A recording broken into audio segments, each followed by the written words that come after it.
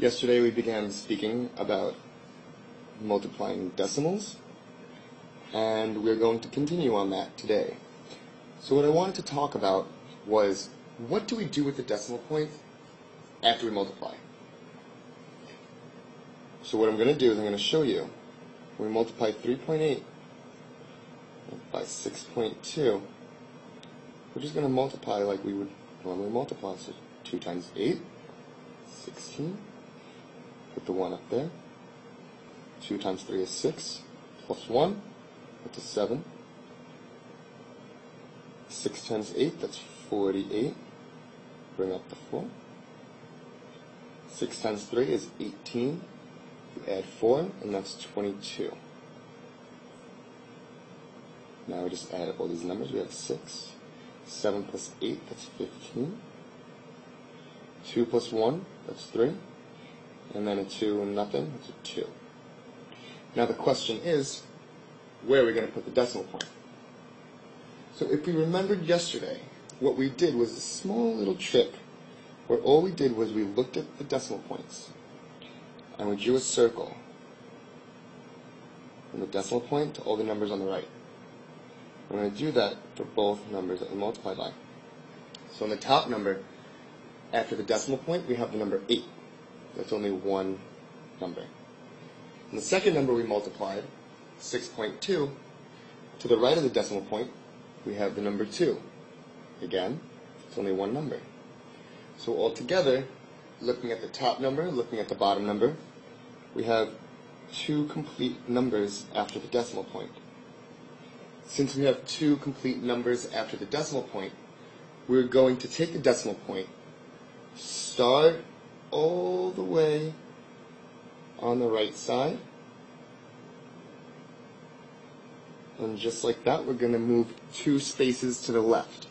And again, this is because there are totally 2 numbers to the right of the decimals of the numbers we're multiplying by.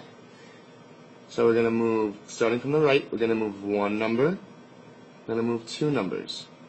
So we'd put our decimal point right there, and now our answer would be 23 and 56/100ths.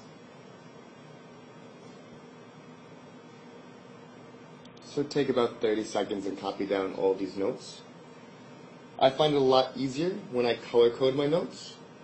You may not have colored pencils right now, but in the future start bringing in colored pencils, and all this math will seem a lot easier.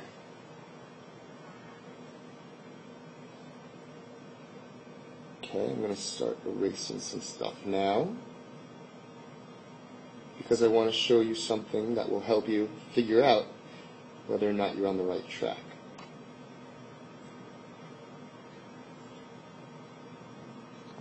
Okay, so when we're rounding numbers, this helps to allow us to figure out if we're in the right range. If the number we came up with, if it makes sense. So if we multiplied 3 8/10, or 3.8, by 6.2, we get the numbers 2, 3, 5, and 6 at the bottom. Now, if we didn't remember how to move our decimal point, we might be a little bit lost. But when you round the number 3.8 and 6.2 and then multiply those numbers, we get a good estimate. So if we're going to round 3 8/10 to the nearest whole number, that's going to come out to 4.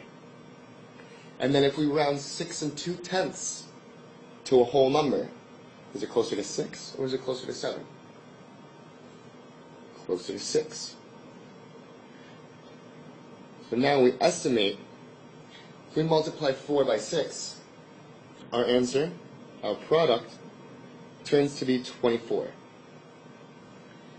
Now this 24 doesn't represent what the answer is going to be, but it is a nice range, a whereabout of where our product should end up around. For example, if you were confused on where to put the decimal point, and you decided to put it over near between the 5 and the 6, then your number would be 235.6. Now just think about that for a second.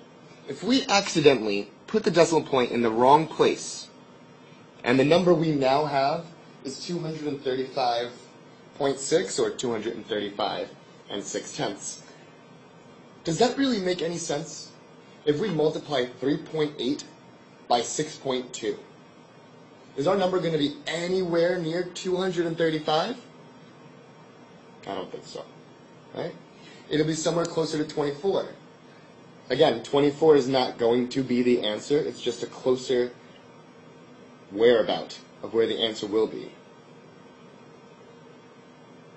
So when you're working on math problems and you're multiplying or dividing numbers, a great thing to do is to estimate. Have a range of where it would make sense your answer would fall in between.